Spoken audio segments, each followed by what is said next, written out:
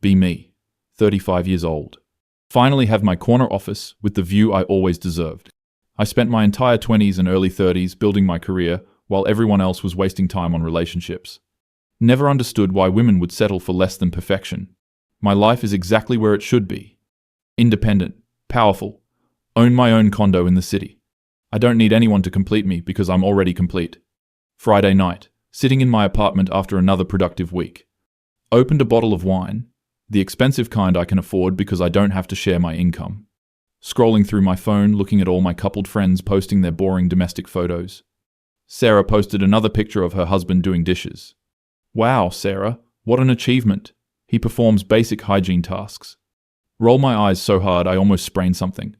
Her husband works in middle management and drives a Honda Civic.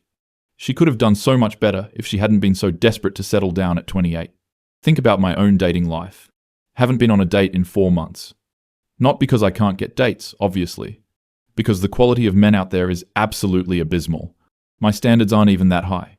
Just want someone who makes more money than me, is over 6 feet tall, has a graduate degree, politically aligned with my values, emotionally available but not needy, ambitious but also makes time for me, spontaneous but reliable, wants kids but only after we've been together for at least 3 years, shares housework equally, which means he does at least 60% since I work more hours, and obviously finds me beautiful without makeup, but also appreciates when I make an effort. Is that really so much to ask? I bring a lot to the table. I'm educated, successful. I go to the gym 4 times a week. Okay, 3 times a week. Okay, I have a gym membership. The point is, I could go 4 times a week if I wanted to. I'm a catch, and I know it.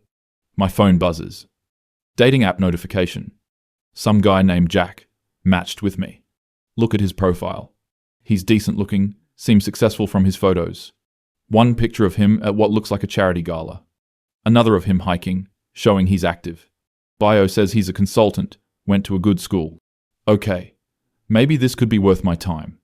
Send him a message first, because I'm confident and modern. Ask him what he does for work, where he sees himself in 5 years. Important to establish these things early so nobody wastes anyone's time. He responds pretty quickly. Tells me he does management consulting, currently working on expanding into Southeast Asian markets. Travels a lot for work. I immediately start thinking about how that could be a problem. I need someone who will be present and available. But also I respect ambition and career focus. Respond asking how often he travels. He says about twice a month, usually for a week at a time. I tell him that seems excessive. He sends back a laughing emoji and says it's part of the job he loves. Already I can see this isn't going to work. Why do men always have to be so inflexible? Suggest we get coffee anyway, because maybe I can help him see why that lifestyle isn't sustainable for a relationship. We set up a date for Sunday afternoon. I pick the place, obviously. Some new artisanal coffee shop that just opened. The kind where coffee costs $8 because it's ethically sourced. If he complains about the price, I'll know he's not financially secure enough. Sunday comes around. I spend 2 hours getting ready. Tell myself I'm not trying too hard. I just want to look presentable. Change outfits 4 times. Settle on something that says successful but approachable. Arrive at the coffee shop exactly 5 minutes late. Read somewhere that arriving slightly late establishes that your time is valuable. Jack is already there. He's taller than I expected, probably 6'1" or 6'2". Wearing nice clothes but not trying too hard. He smiles when he sees me and stands up. Okay, good manners. That's a point in his favor. We order coffee. He doesn't flinch at the price. Another point. We sit down and start talking. I lead the conversation, asking him questions about his work, his goals, his values. He answers everything thoughtfully. Asks me about my work too. I tell him about my position, how I've worked hard to get where I am, how I've had to fight against discrimination and bias in the tech industry. He listens and nods. Seems genuinely interested. Then he asks me what I like to do outside of work. I pause, because I haven't really thought about this. My work is my life, by choice. Tell him I enjoy networking events, professional development seminars, reading business books. He smiles and says, "That's great, but what do I do for fun?" I bristle a little at the question. My career is fun. Why do people always assume work and enjoyment are separate things? Tell him I also enjoy cultural experiences, museums, art galleries. Which is true, I went to a museum like 6 months ago. He tells me he likes to rock climb and play in a recreational soccer league. Immediately, I'm calculating how much time these hobbies take away from career development. Seems frivolous. But I don't say that because I'm trying to keep an open mind. The date continues for about an hour. It's fine, not terrible. He suggests we walk around the neighborhood since it's nice outside. I agree. We're walking and talking. He asks me what I'm looking for in a relationship. Finally, a man who's direct about intentions. I appreciate this. I tell him I'm looking for a true partner. Someone who understands that relationships are about equality. Someone who won't expect me to do all the emotional labor. Someone who has really examined their own privilege and biases. Someone who understands that my career is just as important as his. Someone who would be willing to relocate if I got a better job offer. Someone who wants kids eventually, but understands they would need to take on at least half of all childcare duties. Someone who has read the important literature on modern partnership dynamics. I'm on a roll now, really explaining my vision. Notice he's gotten quiet. Ask him what he thinks. He says it sounds like I've really thought about this. I tell him of course I have. I'm not going to just stumble into something without a plan. He nods slowly. Asks if I've ever been in a long-term relationship. I tell him I've had several relationships, but they didn't work out because the men weren't evolved enough. One guy got intimidated by my success. Another wasn't willing to do his fair share around the house. Another one actually expected me to cook dinner most nights just because I got home from work earlier. As if my time was less valuable than his just because of scheduling. Jack listens to all this. Then he asks me what I think I bring to a relationship. I'm taken aback by the question. Isn't it obvious? I tell him I bring financial stability, intelligence, independence, strong communication skills. He says those are great qualities. Then asks if I think relationships should be transactional. I tell him I think relationships should be fair and equal. He says those aren't quite the same thing. I'm starting to get annoyed now. Feels like he's trying to catch me in some kind of trap. We end the walk, and he says he had a nice time. I wait for him to suggest a second date. He just says it was nice meeting me and hopes I find what I'm looking for. I'm confused. Ask him if he wants to see me again. He says he doesn't think we're compatible. I ask why not. He says, I seem like I'm interviewing for a position rather than getting to know a person. I tell him that's a responsible approach to dating. He shrugs and says, maybe, but it's not for him. We part ways. I walk back to my car fuming. I can't believe I wasted a Sunday afternoon on that. He seemed so promising on paper. But clearly, he's intimidated by a woman who knows what she wants. Typical. Next few weeks continue the same pattern. Match with guys on apps. Go on first dates. They never lead to second dates. Starting to get frustrated. My friend Jennifer suggests maybe I should try being more flexible with my requirements. I tell her I'm not going to lower my standards just to have a relationship. She says that's not what she means. She means maybe I should focus on connection rather than checkboxes. I tell her that's naive. She's been married for 7 years, so what does she know about modern dating? Another month goes by. My company is doing well. I'm up for a promotion to senior director. Would mean even more responsibility, better salary, equity increase. I'm definitely getting it.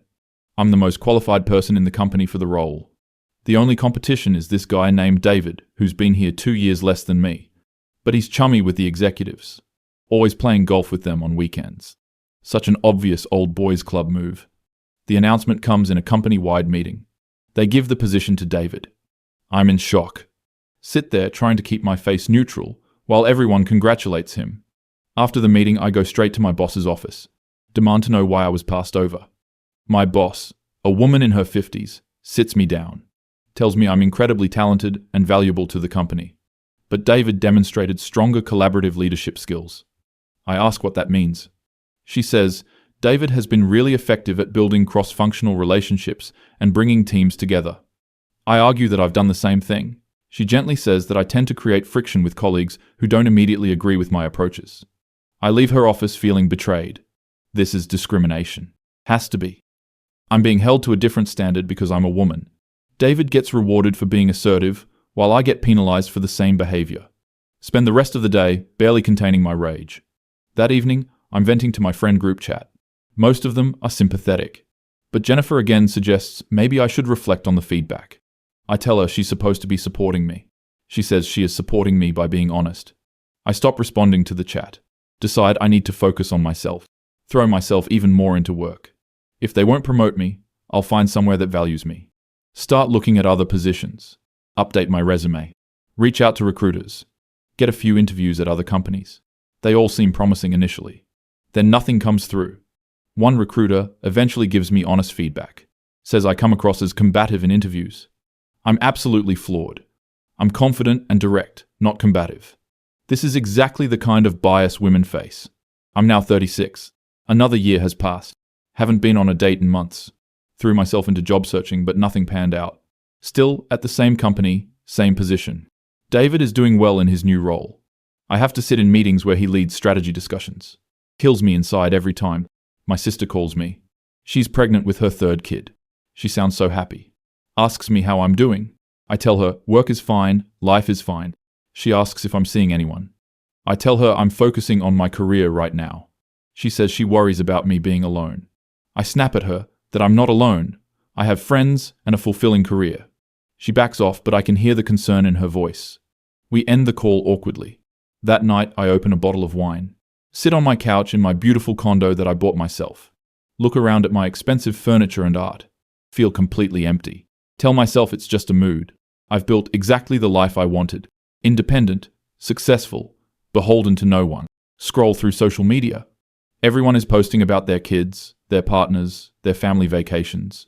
Sarah just posted about her 10-year anniversary with her mediocre husband. They're going on a trip to Italy. She looks genuinely happy in the photo. I realize I can't remember the last time I felt that kind of joy. Pour another glass of wine. Start thinking about all my choices. Told myself I was waiting for the right person. Told myself I wouldn't settle. But maybe everyone else isn't settling. Maybe they're just accepting that perfect doesn't exist. Immediately shut down that thought. I'm not going to gaslight myself into thinking my standards are the problem. The problem is that men aren't rising to meet them. Decide to give dating one more real try. Download a new app. Spend hours crafting the perfect profile. Highlight all my accomplishments. Make it clear what I'm looking for. Get matches pretty quickly. Start messaging with a few guys. One of them is named Ryan. He's a lawyer. Seems intelligent from his messages. We have good banter back and forth. He suggests meeting for dinner. I agree. The day of the date arrives. Meet him at a nice restaurant. He's attractive, well-dressed, articulate. We order drinks and appetizers. Conversation flows easily at first.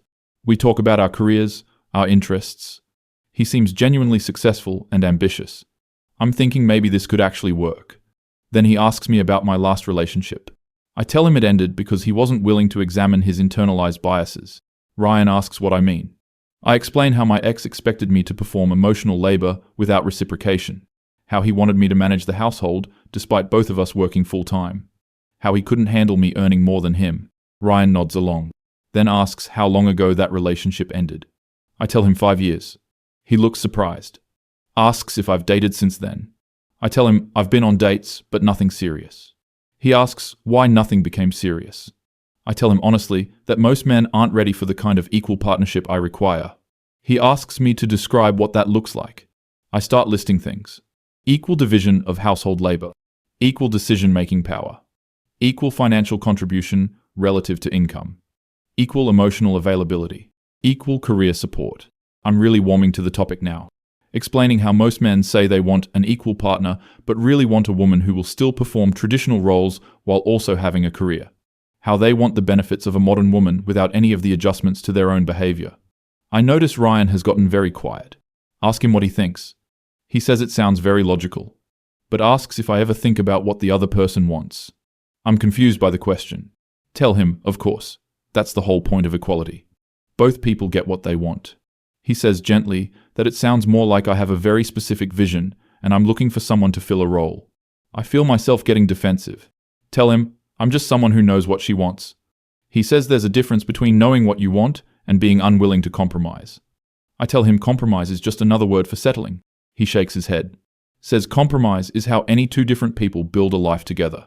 Says it sounds like I want someone who wants exactly what I want, behaves exactly how I think they should behave, and lives exactly the life I've planned.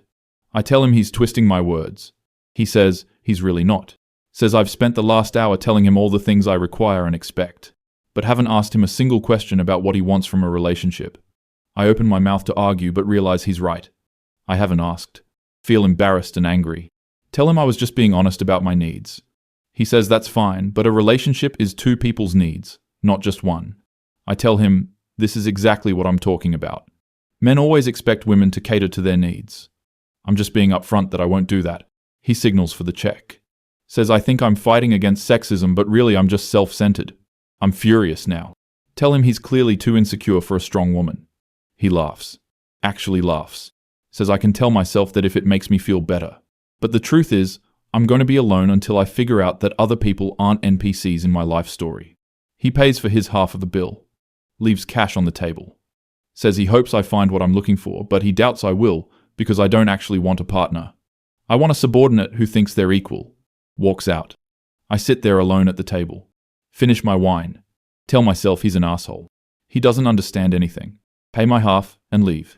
Drive home with tears in my eyes. Not sad tears, angry tears. I'm angry that I keep meeting these men who can't handle me. Angry that everyone seems to think I'm the problem. Angry that I've done everything right and still ended up alone. Get home and pour another drink. Sit in the dark in my living room. My phone lights up with a text from Jennifer. She's checking in, asking how the date went. I don't respond. See, I have a message from my mom too, asking when I'm coming to visit. I don't respond to that either. Open my laptop. Look at my bank account. The numbers are good. I'm financially stable, more than stable. Look at my calendar, packed with work, meetings, and commitments. Look at my contact list. Realize I haven't had a meaningful conversation with anyone in weeks. All my interactions are transactional. Even my friendships have become about networking. Think about what Ryan said, about me treating people like NPCs. Want to dismiss it, but it keeps echoing in my head. Think about my date with Jack months ago. I spent the whole time interviewing him. Never actually tried to connect with him as a person. Think about all my failed dates before that. All the relationships that ended. Always blamed them for not being evolved enough. For not meeting my standards. For being intimidated by my success. Pour another drink. Starting to feel the wine now. My thoughts are getting fuzzy and dark. Look around my perfect apartment. Everything exactly as I want it. No one to mess it up. No one to compromise with. No one to share it with. My phone buzzes again. Another dating app notification. Someone new matched with me. Look at his profile. Seems decent. Open the message function. Start to type my usual opener. Stop. Delete it. What's the point? It'll just be the same thing again. I'll find something wrong with him. Or he'll find something wrong with me. Probably the latter if I'm honest. Close the app. Close my laptop. Sit in the silence. My beautiful, perfect, silent apartment. Think about Sarah and her mediocre husband. Their 10-year anniversary. Their trip to Italy. The genuine happiness in her face. Think about my sister and her 3 kids. The chaos of her life that I always judged. The fulfillment in her voice when we talk. Realize I'm crying. Actually crying now. Not just angry tears. I'm 36 years old. Sitting alone in the dark. Drinking wine by myself. Haven't had a meaningful relationship in 5 years. Haven't had someone to share my life with even longer than that. Told myself it was because I was too good for the options available. Too smart to settle. Too successful to compromise. But sitting here now, I wonder if I was just too scared. Scared to let someone in. Scared to be vulnerable. Scared to admit I might not have all the answers. Wrapped it all up in language about standards and equality and empowerment. But maybe I just built a fortress and called it freedom. Think about all the times people tried to give me feedback. My boss saying I create friction. Jennifer suggesting I be more flexible. Jack saying I was interviewing him. Ryan saying I want a subordinate, not a partner. Dismissed all of them. Told myself they didn't understand. They were biased. They were threatened. They were wrong. But what if I was wrong? What if my standards aren't high? They're just rigid. What if I'm not empowered? I'm just controlling. What if I'm not independent? I'm just isolated. Finish the bottle of wine. No, I'm going to feel terrible tomorrow. Don't care. Stumble to my bedroom. Expensive sheets on my king-size bed. Plenty of room. All the room in the world. Just for me. Always just for me. Lie there, staring at the ceiling. Think about what I wanted at 25. Success, independence, respect. Got all of that. But somewhere along the way, I decided that needing people was weakness. That compromise was failure. That anything less than perfect was settling. Built my entire personality around not needing anyone. Convinced myself it was strength. Feminist icon. Living life on my own terms. But lying here now, I feel anything but strong. Feel hollow. Feel like I've won some kind of battle but lost the war. Have everything I thought I wanted. And nothing I actually need. My phone buzzes one more time. It's late now. After midnight. It's Jennifer. Just says, I love you. I'm here if you want to talk. Start crying again. Want to respond but don't know what to say. I don't know how to admit that maybe I've been wrong. I don't know how to explain that I'm successful and accomplished and completely lost. Fall asleep eventually. Wake up with a terrible headache. It's Saturday morning. No work to distract me. Lie in bed looking at my phone. Scroll through social media. Everyone living their imperfect lives. Compromising and adjusting and making it work. While I sit here alone in my perfect apartment. With my perfect career. And my perfect standards. Perfectly alone. Get up and make coffee. Expensive coffee maker I bought myself. Expensive coffee beans. Everything expensive and high quality and exactly what I wanted. Tastes bitter. Everything tastes bitter lately. Sit at my kitchen island. Designed it myself. Picked out every detail. Marble countertops. Top of the line appliances. No one to cook for but myself. Usually just eat takeout anyway. Too busy for cooking. Too busy for everything except work. Think about calling Jennifer back. Admitting that maybe she was right. That maybe I should have listened. But my pride won't let me. Spent so many years being right. Being the one with the answers. I can't admit now that I've been lost the whole time. Spend the weekend alone. Like most weekends. Tell myself it's self-care. It's not self-care. It's just loneliness dressed up in better language. Monday comes and I go back to work. Throw myself into meetings and projects. It's easier than thinking. Easier than feeling. David stops by my office. Asks if I want to grab lunch. Probably feels sorry for me. I tell him I'm too busy. He says the offer stands anytime. I nod and go back to my computer. He lingers for a moment, then leaves. My boss emails me about a new project. Big client, high profile. Exactly the kind of thing I've been waiting for. Should be excited. Just feel tired. But I respond enthusiastically. Because that's what I do. I perform success even when I feel empty. Months continue like this. Work, sleep, repeat. Occasional dates that go nowhere. Occasional hangouts with friends that feel hollow. Occasional family calls where I pretend everything is fine. I'm 37 now. Then 38. Time moving faster than I expected. My life exactly the same. Same apartment. Same job. Same isolation. Jennifer gets engaged. She asks me to be a bridesmaid. I say yes because that's what friends do. Help her plan, even though it makes me want to scream. Watch her be so happy with someone who isn't perfect. He's a teacher, doesn't make much money. He's slightly shorter than her. He dropped out of grad school. He has anxiety issues he's working through. He's everything I would have dismissed immediately. And she's radiantly happy. At her wedding, I watched them exchange vows. They wrote their own. They talk about choosing each other every day. About accepting each other's flaws. About growing together. About compromise and patience and love. I cried during the ceremony. Everyone probably thinks it's happy crying. It's not. Catch the bouquet, because the universe has a sick sense of humor. Everyone cheers. I force a smile. Hold the flowers and feel nothing but irony. At the reception, I drink too much champagne. Jennifer's new husband asks me to dance. He's kind, makes small talk. Asks if I'm seeing anyone. I tell him no. He says, I'll find someone when the time is right. I nod and say nothing. What I want to say is that the time was probably right a dozen times, but I sabotaged it every time, because I was too busy being right to be happy. Go home that night. Still in my bridesmaid dress. Sit on my couch. Look at the bouquet I caught. Fancy flowers, probably expensive. Temporary, like everything else. They'll die in a few days. I'll throw them away. Just like I threw away every chance at connection. Every opportunity for love. Because it wasn't perfect. Because it didn't meet my exact specifications. Because I couldn't control it. I'm 38 years old. Sitting alone in my expensive apartment. Holding a wedding bouquet. Symbol of hope I don't feel. Promise of love I've rejected too many times to count. Pull out my phone. Open the dating apps one more time. Look at the matches. The messages. All these men trying to connect. All these opportunities I'll probably waste. Because I still don't know how to be wrong. Still don't know how to compromise. Still don't know how to let someone in. The worst part is, I know exactly what I've done. Understand it completely. Could probably write a thesis on my own self-sabotage. But knowing and changing are different things. I built my identity on being uncompromising. On having high standards. On refusing to settle. How do I let that go without losing myself? Except I'm starting to realize I already lost myself. somewhere between building my career and building my walls, between demanding equality and demanding perfection, between knowing what I want and refusing anything less. Ryan was right. I don't want a partner. I want someone to fill a role I've designed, someone to meet requirements I've listed, someone to be perfect in all the ways I've decided matter.